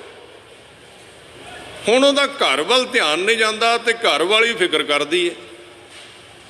ਬਹੁਤ ਵੱਡਾ ਦਾਰਸ਼ਨਿਕ ਹੈ। ਇੱਕ ਦਿਨ ਬਾਹਰੋਂ ਆਇਆ ਤੇ ਬਾਹਰੋਂ ਆਇਆ ਉਸੇ ਰੰਗ ਵਿੱਚ ਹੀ, ਨਾਮ ਦੇ ਰੰਗ ਵਿੱਚ ਕੁਝ ਲਿਖਿਆ ਹੋਣਾ ਹੈ। ਘਰ ਆਇਆ ਤੇ ਘਰ ਸੌਦਾ ਮੁੱਕਾ ਸੀ ਤੇ ਘਰ ਵਾਲੀ ਮਾਂਜਾ ਮਾਰ ਕੇ ਤੇ ਟੋਕਰੇ ਵਿੱਚ ਕੂੜਾ ਪਾ ਕੇ ਬਾਹਰ ਸਿੱਟਣ ਜਾ ਰਹੀ। ਅੱਗੋਂ ਉਹ ਆ ਗਿਆ ਬਾਹਰੋਂ, ਕਹਿੰਦਾ ਭਾਗਵਾਨ ਨੇ ਭੁੱਖ ਬਹੁਤ ਲੱਗੀ ਹੈ, ਪ੍ਰਸ਼ਾਦਾ ਪਕਾ। ਉਹ ਜਿਹੜਾ ਕੂੜਾ ਸੀ ਸਾਧ ਸੰਗਤ ਜੀ ਉਹਦੇ ਉੱਤੇ ਸਿੱਟ ਦਿੱਤਾ ਉਹਨੇ, ਟੋਕਰੀ ਸਾਰੇ। ਜਦੋਂ ਕੂੜਾ ਸਿੱਟ ਦਿੱਤਾ ਨਾ, ਉਹ ਉਸੇ ਤਰ੍ਹਾਂ ਹੀ ਹੱਸੀ ਜਾਂਦਾ। ਉਹਨੇ ਫਿਰ ਕਾਗਜ਼ ਚੁੱਕਿਆ, ਕਾਗਜ਼ ਚੁੱਕ ਕੇ ਇੱਕ ਪੰਕਤੀ ਲਿਖੀ, ਕਹਿੰਦਾ ਅੱਜ ਤੱਕ ਮੈਂ ਕਿਤਾਬਾਂ ਵਿੱਚੋਂ ਇਹ ਹੀ ਪੜ੍ਹਿਆ ਵੀ ਜਿਹੜੇ ਗਰਜਤੇ ਹੈ ਉਹ ਬਰਸਤੇ ਨਹੀਂ। ਜਿਹੜੇ ਬੱਦਲ ਗੱਜਦੇ ਨੇ ਉਹਨਾਂ ਦਾ ਮੀਂਹ ਨਹੀਂ ਪੈਂਦਾ। ਇਹ ਕਹਾਵਤ ਹੈ ਨਾ ਵੀ ਮੈਂ ਇਹ ਹੀ ਪੜ੍ਹਿਆ ਵੀ ਜੋ ਗਰਜਤੇ ਹੈ ਉਹ ਬਰਸਤੇ ਨਹੀਂ। ਕਹਿੰਦੇ ਅੱਜ ਮੇਰੀ ਘਰ ਵਾਲੀ ਨੇ ਉਹ ਮੁਹਾਵਰਾ ਝੂਠਾ ਕਰ ਦਿੱਤਾ ਵੀ ਜਿਹੜੇ ਗਰਜਦੇ ਨੇ ਉਹ ਵਸ ਵੀ ਪੈਂਦੇ ਨੇ। ਕੂੜਾ ਵਗਾ ਦਿੱਤਾ ਉੱਤੇ। ਹੁਣ ਇਹ ਕੋਈ ਛੋਟੀ ਕਸਵੱਟੀ ਨਹੀਂ ਹੈ, ਇਹ ਬੜੀ ਵੱਡੀ ਪ੍ਰੀਖਿਆ ਹੈ। ਗ੍ਰਸਤ ਇੱਕ ਬਹੁਤ ਵੱਡਾ ਟੈਸਟ ਹੈ, ਜਿਸ ਟੈਸਟ ਦੇ ਵਿੱਚੋਂ ਨਿਕਲ ਕੇ ਮਨੁੱਖ ਘੜਿਆ ਜਾਂਦਾ ਹੈ। ਜਿਵੇਂ ਆਪਾਂ ਕਹਿੰਦੇ ਹਾਂ ਤਿੱਥੈ ਘੜੀਐ ਸੁਰਤ ਮਤ ਮਨ ਬੁੱਧ, ਤਿੱਥੈ ਘੜੀਐ ਸੁਰਾਂ ਸਿਧਾਂ ਕੀ ਸੁਧ। ਬੰਦਾ ਘੜਿਆ ਜਾਂਦਾ ਹੈ, ਐਵੇਂ ਨਹੀਂ ਸਤਿਕਾਰ ਮਿਲਦਾ। ਚਲੋ ਹੁਣ ਥੋੜ੍ਹਾ ਜਿਹਾ ਇਹ ਵੀ ਕਹਿਣਾ ਔਖਾ ਵੀ ਸਤਿਕਾਰ ਹੁਣ ਬੰਦੇ ਨੂੰ ਪ੍ਰਾਪੇ ਗੰਢੇ ਨਾਲ ਵੀ ਮਿਲ ਜਾਂਦਾ ਹੈ। ਹੁਣ ਸਾਨੂੰ ਕਥਾ ਵਿੱਚ ਥੋੜ੍ਹਾ ਜਿਹਾ ਦੂਜਾ ਪੱਖ ਲੈਣਾ ਪੈਣਾ ਆ ਪਿਛਲੇ ਮਹੀਨਿਆਂ ਦੇ ਫੈਸਲੇ ਵੇਖ ਕੇ, ਬਈ ਹੋ ਸਕਦਾ ਬੰਦਾ ਤਰੀਕੇ ਨਾਲ ਸਤਿਕਾਰ ਲੈ ਹੀ ਲਵੇ। ਲੈ ਲਿਆ ਨਾ ਸਤਿਕਾਰ, ਪਰ ਨਿਕਲ ਗਿਆ ਉਹ ਸਾਰਾ ਨੰਗਾ ਹੋ ਗਿਆ।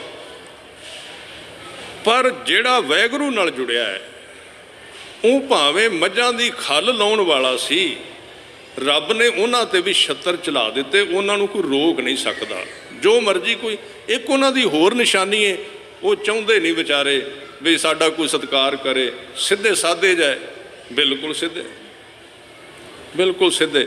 ਮੈਨੂੰ ਨਾਂ ਤੋਂ ਚੇਤੇ ਆ ਜਾਂਦਾ ਕਈ ਵਾਰੀ, ਇਹਨਾਂ ਦਾ ਨਾਂ ਹੈ ਬਾਬਾ ਸੰਤੋਖ ਦਾਸ ਸੀ ਜੀ, ਤੇ ਮਹਾਂਪੁਰਸ਼ ਹੋਏ ਨੇ ਆਪਣੇ ਸੰਤ ਬਾਬਾ ਸੰਤੋਖ ਸਿੰਘ ਜੀ, ਜੋਤੀ ਸਰੂਪ ਵਾਲੇ। ਮੇਰੇ ਖਿਆਲ ਵਿੱਚ ਕੋਈ ਬਿਰਲਾ ਹੀ ਸਰੀਰ ਜਾਣਦਾ ਹੋਵੇਗਾ ਜਿਹੜੇ ਉਹਨਾਂ ਦੀ ਸੰਗਤ ਕੀਤੀ। ਜੋਤੀ ਸਾਹਿਬ ਹੁਣ ਚੜ੍ਹਾਈ ਕਰ ਗਏ, ਬੜੀ ਵੱਡੀ ਸ਼ਖਸੀਅਤ। ਤੇ ਇੰਜ ਕਹਿ ਲਓ, ਜੇ ਤੁਸੀਂ ਬਾਹਰੋਂ ਜਾ ਕੇ ਵੇਖੋ, ਕੋਈ ਪਤਾ ਨਹੀਂ ਬੋਰੀ ਵਿਛਾ ਕੇ ਬੈਠੇ ਨੇ, ਇੱਕ ਬਟਨ ਬੰਦ ਕੀਤਾ ਦੂਜਾ ਖੁੱਲ੍ਹਾ ਪਿਆ। ਪਰ ਜੇ ਨੇੜੇ ਹੋ ਕੇ ਤੁਸੀਂ ਕੋਈ ਸਾਲ ਤੋਂ ਵਰਤ ਕੇ ਵੇਖੋ ਤੇ ਇੰਜ ਕਿਹਾ ਜਾ ਸਕਦਾ ਵੀ ਤੁਰਦਾ ਫਿਰਦਾ ਰੱਬ ਤੁਰ ਰਿਹਾ ਹੈ। ਇੰਨੀ ਕਲਾ ਅੰਦਰ, ਇੰਨੀ ਬਖਸ਼ਿਸ਼। मैं गल कर रहा सी वडियाई किवें, वडियाई किवें, क्यों मिलती वडियाई, की कारण है? वो कुछ चाहते नहीं, वो नाम इसलिए नहीं जपते भी साडी वडियाई होवे, लोग इकट्ठे होण। हुण किन्ने साल हो गए ने उन्होंने ज्ञान हो, अज भी कित्थों कित्थों शरीर चल के आए ने। ये कोई अंदर दी खिच है, कोई अंदर दा प्यार है, वो खिच के लैके आया, वो शख्सियत दा प्रभाव है। पर उन्हां दी चाहत नहीं। राज ना चाहूँ मुक्त ना चाहूँ, मन प्रीत चरण कमलारे। ये पंक्ति गुरु ग्रंथ साहिब विच आई है। वो कहते राज भी नहीं चाहिए तो मुक्ति भी नहीं चाहिए। ये इस गल नूं समझ लेना, ये अर्थ गलत भी कढ़े जाते हैं भी सिख नूं राजनीतिक शक्ति की लोड़ नहीं। नहीं, ये उहदे वर्गे अर्थ नहीं हैं। सिखां ने 40 साल राज किया है, उन्होंने राज खो के किया है। फिर ये क्यों किया है? ये कहते भी जदों सिख गुरु के प्यार में हुंदा ना, उहदे अगे राज छोटा हो जाता है। इसका मतलब ये नहीं भी राज छड्डिया है, छड्डिया नहीं है।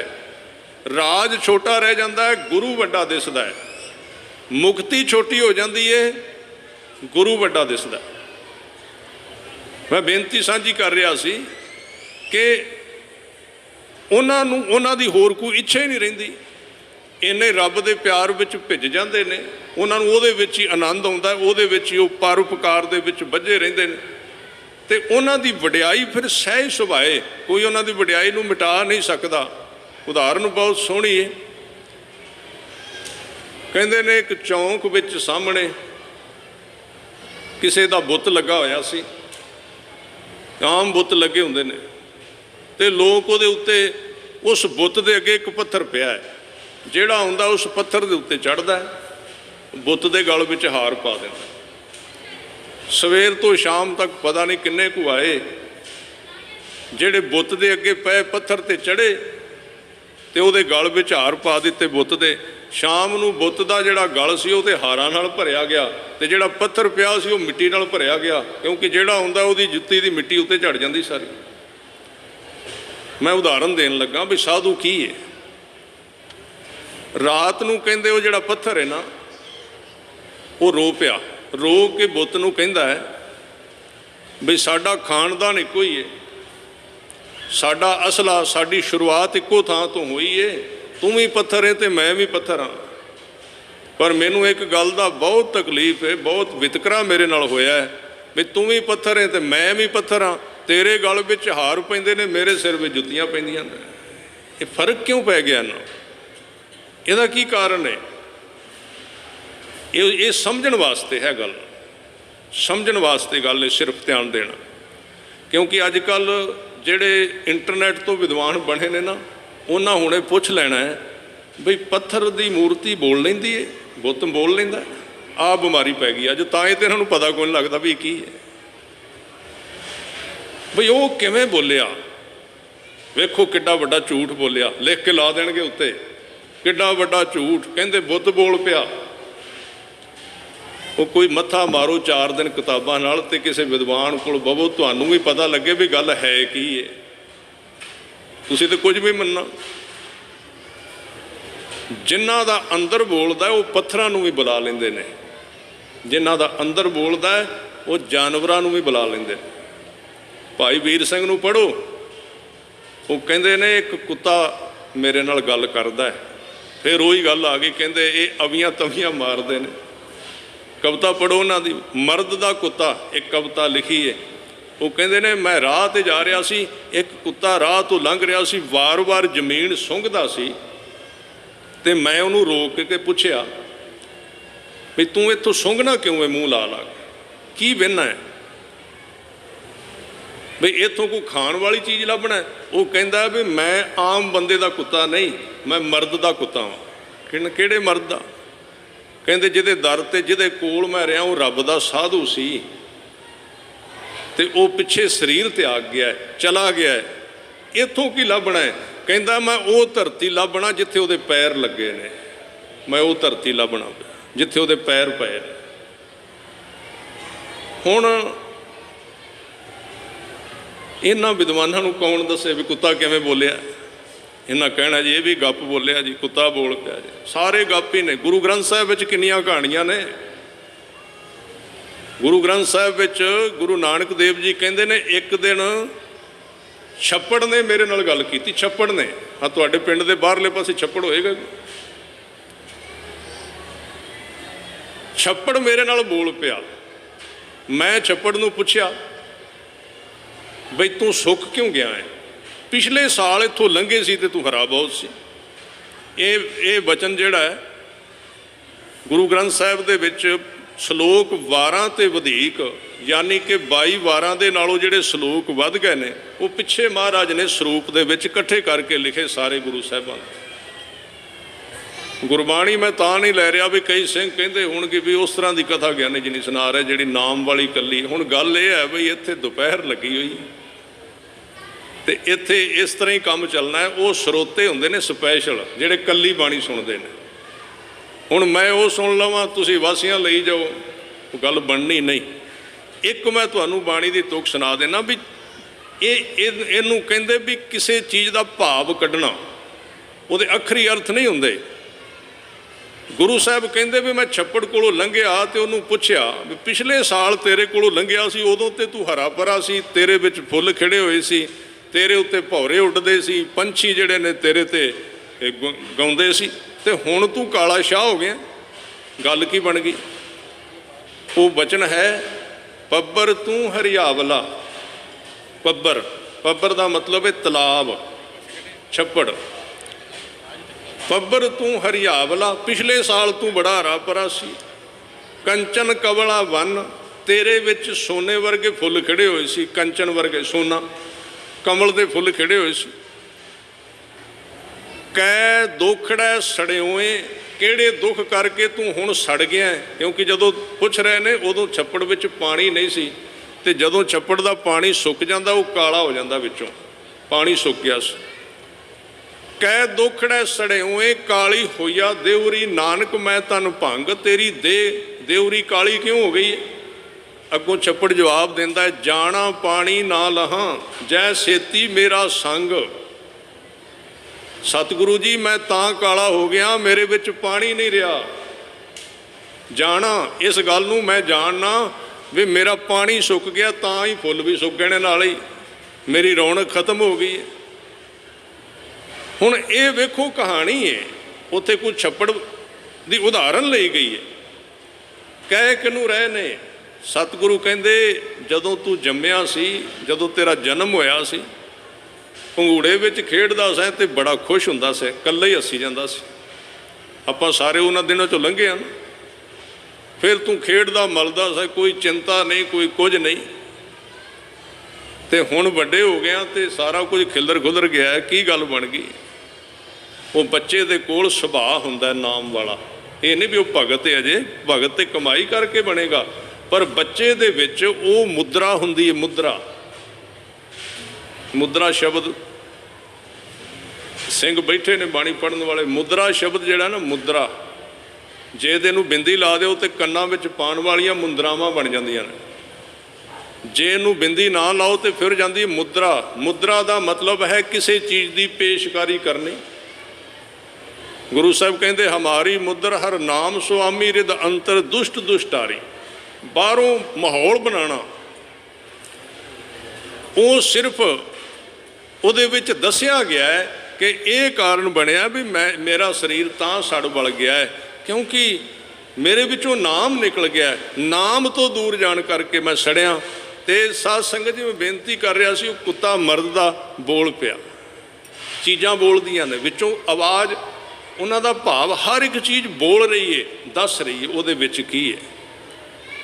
ਤਾਂ ਇਹ ਜਿਹੜਾ ਵਿਸ਼ੇ ਦੇ ਨੇੜੇ ਆਵਾਂ ਵੀ ਜਿਹੜਾ ਸਾਧੂ ਸਤਿਗੁਰੂ ਜੀ ਦੀ ਬਾਣੀ ਵਿੱਚ ਬਣਾਇਆ ਹੈ, ਸਤਿਗੁਰੂ ਨੇ ਅਸਲ ਵਿੱਚ ਸਾਧੂ ਹੈ ਸਿੱਟਾ, ਤੇ ਉਹਦੇ ਕੋਲ ਉਹਦੀ ਵਡਿਆਈ ਹੋਣੀ ਜ਼ਰੂਰੀ ਹੈ। ਮੈਂ ਗੱਲ ਕਰ ਰਿਹਾ ਸੀ, ਗੱਲ ਰਹਿ ਨਾ ਜਾਏ, ਫਿਰ ਮੈਂ ਗੱਲ ਬੁੱਤ ਤੋਂ ਕਰਦਾ ਕਰਦਾ ਅੱਗੇ ਨਿਕਲ ਗਿਆ ਵੀ ਬੁੱਤ ਬੋਲ ਪਿਆ। ਉਹ ਪੱਥਰ ਨੇ ਕਿਹਾ, ਤੁਸੀਂ ਗੱਲ ਯਾਦ ਆ ਗਈ ਹੋਣੀ ਤੁਹਾਨੂੰ, ਜਿਹਦੀ ਮੈਂ ਗੱਲ ਕਰ ਰਿਹਾ ਸੀ ਕਿ ਬੁੱਤ ਨੂੰ ਹਾਰ ਪੈ ਰਿਹਾ ਸੀ ਤੇ ਪੱਥਰ ਪਿਆ ਹੋਇਆ ਸੀ ਉਹਦੇ ਪੈਰਾਂ ਵਿੱਚ। ਲੋਕਾਂ ਨੇ ਮਿੱਟੀ ਝਾੜ ਦਿੱਤੀ ਉਹਦੇ ਉੱਤੇ। ਉਹ ਪੱਥਰ ਦਾ ਟੁਕੜਾ ਬੁੱਤ ਨੂੰ ਰੋ ਕੇ ਕਹਿੰਦਾ ਹੈ ਵੀ ਮੇਰੇ ਨਾਲ ਬੜਾ ਵਿਤਕਰਾ ਹੋਇਆ ਹੈ, ਤੂੰ ਵੀ ਪੱਥਰ ਦਾ, ਮੈਂ ਵੀ ਪੱਥਰ, ਤੇਰੇ ਗਲ ਵਿੱਚ ਹਾਰ ਪਏ ਨੇ, ਮੇਰੇ ਸਿਰ ਤੇ ਮਿੱਟੀ ਪਈ ਪਾਈ। ਲੋਕਾਂ ਨੇ ਗੱਲ ਕੀ? ਉਹ ਬੁੱਤ ਕਹਿੰਦਾ ਕੋਈ ਨਹੀਂ ਬੱਚਾ, ਤੂੰ ਹਾਰ ਪਾਉਣੇ ਨੇ? ਕਹਿੰਦੇ ਜੀ ਕਿਹਦਾ ਜੀ ਨਹੀਂ ਕਰਦਾ ਮੈਨੂੰ ਹਾਰ ਨਾ ਪੈਣ। ਕਹਿੰਦੇ ਕੋਈ ਨਹੀਂ, ਮੈਂ ਕੱਲ ਨੂੰ ਇੱਕ ਬੰਦਾ ਸੱਦਣਾ, ਉਹ ਤੈਨੂੰ ਹਾਰ ਪਵਾ ਦੇਗਾ। ਦੂਜੇ ਦਿਨ ਕਾਰੀਗਰ ਸੱਦ ਲਿਆ ਉਹਨੇ, ਜਿੰਨੇ ਉਹਨੂੰ ਬੁੱਤ ਨੂੰ ਬਣਾਇਆ ਸੀ। ਕਹਿੰਦੇ ਮੈਂ ਵੀ ਪੱਥਰ ਹੀ ਹੁੰਦਾ ਸੀ। ਉਸ ਬੁੱਤ ਨੇ ਕਾਰੀਗਰ ਸੱਦਿਆ, ਕਹਿੰਦੇ ਉਹ ਪੱਥਰ ਦਾ ਟੁਕੜਾ ਵੀ ਮੇਰੇ ਵਰਗਾ ਬਣਨਾ ਚਾਹੁੰਦਾ, ਉਹਨੂੰ ਬਣਾ ਦੇ ਜਰਾ। ਕਹਿੰਦੇ ਕੋਈ ਗੱਲ ਨਹੀਂ। ਕਾਰੀਗਰ ਨੇ ਛੈਣੀ ਚੁੱਕੀ, ਛੈਣੀ ਤੇ ਤੁਸੀਂ ਜਾਣਦੇ ਹੋਵੋਗੇ। ਹੁਣ ਇਹ ਚੱਕਰ ਪੈ ਗਿਆ ਵੀ ਜਦੋਂ ਅਸੀਂ ਕਿਤੇ ਵਿਦੇਸ਼ ਵਿੱਚ ਜਾਂਦੇ ਹਾਂ ਨਾ, ਉੱਥੇ ਮੈਂ ਸੁਣਾ ਦਿੱਤਾ ਬਈ ਛੈਣੀ ਇਹ ਗੱਲ ਉੱਥੇ ਸੁਣਾ ਦਿੱਤੀ। ਬਾਅਦ ਵਿੱਚ ਉੱਥੇ ਪ੍ਰਸ਼ਾਦਾ ਛਕਣ ਗਏ, ਉਹ ਕਹਿੰਦੇ ਵੀ ਇਸ ਨਿਆਣੇ ਨੇ ਇੱਕ ਸਵਾਲ ਪੁੱਛਣਾ ਹੈ। ਮੈਂ ਕਿਹਾ ਜੀ ਦੱਸੋ। ਕਹਿੰਦੇ ਵਟ ਜੀ ਛੈਣੀ, ਵੀ ਛੈਣੀ ਕਿਹਨੂੰ ਕਹਿੰਦੇ ਨੇ? ਮੈਂ ਕਿਹਾ ਵੀ ਬੱਚਾ ਇਹ ਤੈਨੂੰ ਹੁਣ ਕੋਈ 6 ਮਹੀਨੇ ਪੰਜਾਬ ਆਉਣਾ ਪਏਗਾ। ਛੈਣੀ ਤੈਨੂੰ ਉਂਝ ਮੈਂ ਬਣਾ ਕੇ ਦੱਸ ਦਿਆਂਗਾ, ਤੈਨੂੰ ਪਤਾ ਨਹੀਂ ਲੱਗਣਾ। ਤੂੰ ਆ ਉੱਥੇ ਘੜੀ ਪਸੀਨੇ ਲਾਓ, ਪਿੰਡਾਂ ਦੇ ਵਿੱਚ ਮੱਛਰ ਲੜਾਓ, ਤੇ ਫਿਰ ਪਿੰਡ ਵਿੱਚ ਫਿਰੀ ਵੀ ਛੈਣੀ ਕੀ ਹੁੰਦੀ ਹੈ? ਲੁਹਾਰ ਕੋਲ ਹੁੰਦੀ ਹੈ ਚੀਜ਼ਾਂ ਨੂੰ ਘੜਨ ਵਾਸਤੇ। ਐਰਨ ਕੀ ਹੁੰਦੀ ਹੈ? ਪਿੰਡਾਂ 'ਚੋਂ ਲੱਗੇਗਾ ਪਤਾ ਤੁਹਾਨੂੰ। ਐਰਨ ਕਿਹਨੂੰ ਕਹਿੰਦੇ ਨੇ? ਹਾਲੀ ਕੌਣ ਹੁੰਦਾ ਹੈ? ਮਨ ਹਾਲੀ ਕਿਰਸਾਨੀ ਕਰਨੀ। ਇਹ ਗੱਲਾਂ ਕਿੱਥੋਂ ਪਤਾ ਲੱਗਣਗੀਆਂ? ਜਦੋਂ ਜਾਂ ਤੇ ਤੁਸੀਂ ਉਹਨਾਂ ਬੰਦਿਆਂ ਦੇ ਕੋਲ ਰਹੋ ਜਿਨ੍ਹਾਂ ਨੂੰ ਪਤਾ ਹੈ, ਉਹ ਪ੍ਰੈਕਟੀਕਲ ਕਰਾਉਣਗੇ ਵੀ ਆਹ ਚੀਜ਼ ਹੈ। ਹੁਣ ਕਿਤਾਬਾਂ ਵਿੱਚੋਂ ਕੀ ਪਤਾ ਲੱਗੇ ਛੈਣੀ ਕਿਹਨੂੰ ਕਹਿੰਦੇ ਨੇ? ਉਹ ਕਹਿੰਦੇ ਜੀ ਛੈਣੀ ਲੈ ਕੇ ਆਇਆ ਨਾ, ਉਹਨੇ ਮੂਰਤੀ ਬਣਾਉਣੀ ਸੀ ਉਹਦੀ ਪੱਥਰ ਦੀ, ਤੇ ਜਦੋਂ ਉਹਨੇ ਹਥੌੜਾ ਮਾਰਿਆ ਨਾ ਛੈਣੀ ਰੱਖ ਕੇ, ਤੇ ਉਹਦੀ ਪੱਥਰ ਦੀ ਪਿੱਚਰ ਲੈ ਕੇ ਪਰਾਂ ਜਾ ਪਈ, ਤੇ ਕਹਿੰਦੇ ਪੱਥਰ ਦਾ ਟੁਕੜਾ ਰੋਣ ਲੱਗ ਪਿਆ ਉੱਚੀ ਉੱਚੀ। ਕਹਿੰਦੇ ਆਹ ਤੇ ਦਰਦ ਹੀ ਬੜੀ ਹੁੰਦੀ ਹੈ, ਮੈਂ ਨਹੀਂ ਬਣਨਾ ਬੁੱਤ, ਮੈਂ ਨਹੀਂ ਬਣਨੀ ਮੂਰਤੀ। ਉਹ ਦੂਜੀ ਵਾਰੀ ਮਰਨ ਲੱਗਾ, ਕਹਿੰਦੇ ਨਾ ਨਾ ਮੈਂ ਤੇ ਪੱਥਰ ਹੀ ਠੀਕ ਆ, ਮੈਨੂੰ ਜੁੱਤੀਆਂ ਹੀ ਠੀਕ ਨੇ। ਕਹਿੰਦੇ ਕੀ ਗੱਲ? ਕਹਿੰਦੇ ਦਰਦ ਹੀ ਬੜੀ ਹੁੰਦੀ ਹੈ। ਉਹ ਬੁੱਤ ਕਹਿੰਦਾ ਸੱਜਣਾ ਜੇ ਹਾਰ ਪਾਉਣੇ ਨਹੀਂ ਤੇ ਛੈਣੀਆਂ ਸਹਿਣੀਆਂ ਪੈਣਗੀਆਂ, ਹਾਰ ਐਵੇਂ ਨਹੀਂ ਪੈਂਦੇ। ਹਾਰ ਪਾਉਣੇ ਨਹੀਂ ਤੇ ਗੁਰੂ ਗ੍ਰੰਥ ਸਾਹਿਬ ਦੇ ਸ਼ਬਦ ਦੀ ਛੈਣੀ ਸਹਿਣੀ ਪਏਗੀ। ਫਿਰ ਨਾ ਜਵਾਬ ਦੇਈ ਵੀ ਆਹ ਜੀ ਫਲਾਣੀ ਗੱਲ ਜੀ, ਤੇ ਜਾਂ ਫਿਰ ਠੀਕ ਹੈ ਆਪਣਾ ਪੂਰਾ ਜੀ ਕੰਮ ਚੱਲੀ ਜਾਂਦਾ, ਫਿਰ ਬਹੁਤੇ ਹਾਰਾਂ ਦੀ ਆਸ ਨਹੀਂ ਕਰੀਦੀ। ਇਸ ਕਰਕੇ ਐਸੀ ਲਾਲ ਤੁਝ ਬਿਨ ਕੌਣ ਕਰੇ। ਉਹ ਵਡਿਆਈ ਚਾਹੁੰਦੇ ਨਹੀਂ ਰੱਬ ਦੇ ਪਿਆਰੇ, ਪਰਮੇਸ਼ਰ ਸਤਿਗੁਰੂ ਆਪ ਚਾਹੁੰਦੇ ਨੇ। ਹਰ ਆਪਣੀ ਵਡਿਆਈ ਭਾਵਦੀ ਜਨ ਕਾ ਜੈਕਾਰ ਕਰਾਈ, ਉਹ ਚਾਹੁੰਦਾ ਹੈ। ਉਹਦੀ ਖੁਸ਼ੀ ਹੈ, ਸਤਿਗੁਰੂ ਦੀ ਖੁਸ਼ੀ ਹੈ ਇਹਦੇ ਵਿੱਚ ਵੀ ਇਹਦੀ ਵਡਿਆਈ ਹੋਣੀ ਚਾਹੀਦੀ। ਹਾਂ ਉਹਦੀ ਓਟ ਦੇ ਵਿੱਚ ਕੋਈ ਆਪਣੀ ਦੁਕਾਨ ਚਲਾਏ, ਇਹ ਗੱਲ ਅਲੱਗਾ, ਇਹਦੇ ਬਾਰੇ ਨਹੀਂ ਮੈਂ ਕਹਿ ਰਿਹਾ। ਨਹੀਂ, ਪਰਮੇਸ਼ਰ ਦੇ ਪਿਆਰਿਆਂ ਦੀ ਐਸੀ ਲਾਲ ਤੁਝ ਬਿਨ ਕੌਣ ਕਰੇ। ਗਰੀਬ ਨਵਾਜ ਗੁਸਈਆ ਮੇਰਾ ਮਾਥੈ ਛਤਰ ਧਰੇ, ਜਾਂ ਕੀ ਛੋਤ ਜਗਤ ਕੋ ਲਾਗੈ ਤਾਂ ਪਰ ਤੂੰ ਹੀ ਧਰੇ। ਤੇ ਗੁਰੂ ਰਾਮਦਾਸ ਸੱਚੇ ਪਾਤਸ਼ਾਹ ਜੀ ਹੁਣ ਸ਼ਹਿਨਸ਼ਾਹ ਬਣੇ ਨੇ, ਅੱਜ ਵੀ ਵੰਡ ਰਹੇ ਨੇ ਲੋਕਾਂ ਨੂੰ ਬਾਦਸ਼ਾਹੀਆਂ। ਤੇ ਕਦੀ ਉਹ ਸਮਾਂ ਸੀ ਜਦੋਂ ਉਹਨਾਂ ਨੇ ਆਪ ਲਿਖਿਆ ਕਿ ਹਮ ਰੁਲਤੇ ਫਿਰਤੇ ਕੋਈ ਬਾਤ ਨਾ ਪੁੱਛਤਾ, ਗੁਰ ਸਤਿਗੁਰ ਸੰਗ ਕੀਰੇ ਹਮ ਥਾਪੇ। ਇਸ ਕਰਕੇ ਆਓ ਸਾਧ ਸੰਗਤ ਜੀ, ਸਮਾਪਤੀ ਤੇ ਉਹਨਾਂ ਮਹਾਂਪੁਰਸ਼ਾਂ ਨੇ ਨਾਮ ਜਪਿਆ ਤੇ ਸੇਵਾ ਕੀਤੀ ਹੈ, ਉਹਨਾਂ ਦੀ ਇਹ ਯਾਦ ਹੋਵੇਗੀ ਵੀ ਆਪਾਂ ਸਿਮਰਨ ਕਰੀਏ ਸਾਰੇ। ਤੇ ਸਾਰੇ 2-4 ਮਿੰਟ ਵਾਸਤੇ ਬੋਲੋ ਤਾਂ ਕਿ ਇੱਥੇ ਆਇਆ ਹੋਇਆ ਸਫਲ ਹੋ ਜਾਏ। ਕੋਈ ਵੀ ਰਸਨਾ ਖਾਲੀ ਨਹੀਂ ਰਹਿਣੀ ਚਾਹੀਦੀ, ਪੂਰੀ ਆਵਾਜ਼ ਵਿੱਚ ਕਿਰਪਾ ਕਰਨੀ। ਵਾਹਿਗੁਰੂ ਵਾਹਿਗੁਰੂ ਵਾਹਿਗੁਰੂ ਵਾਹਿਗੁਰੂ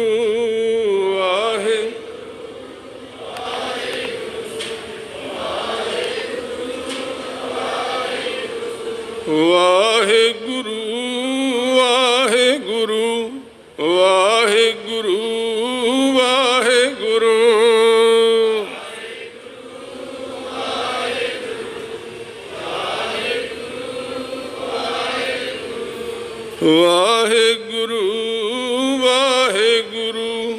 ਵਾਹਿਗੁਰੂ ਵਾਹਿਗੁਰੂ ਵਾਹਿਗੁਰੂ